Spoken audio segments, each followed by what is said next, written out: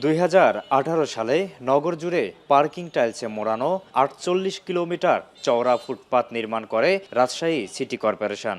তবে অবৈধভাবে ফুটপাত দখলে থাকায় 3,000 কোটি টাকার নগর উন্নয়ন প্রকল্পের সুবিধা শুরু থেকে পাননি পথচারীরা।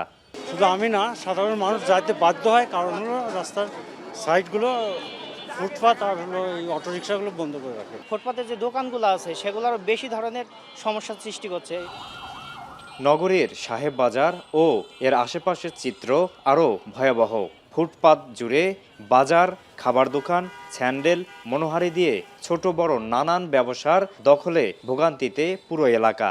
নাগরিক হিসেবে আমাদের তো অধিকার যে আমরা নিরাপদ সড়ক চাই, নিরাপদে গন্তব্যে পৌঁছাতে চাই। সেজন্য চাই যে ফুটপাত যেন দখলমুক্ত থাকে। এগুলো যত তাড়াতাড়ি সম্ভব দখলমুক্ত হোক, যাতে আমরা নাগরিকরা ভালো মতো চলাচল করতে পারি।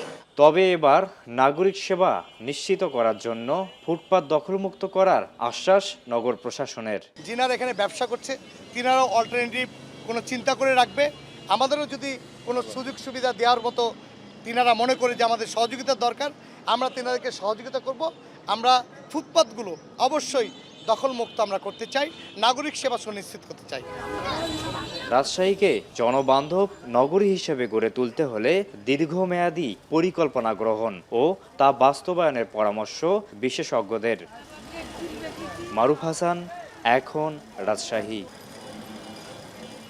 Lily ultra soft serum gel, যা গভীর থেকে স্কিনে দেয় 3 গুণ সিরাম হাইড্রেশন। সিরাম জেল হাইড্রেশনে ব্রাইট থাকো সব সিজনে।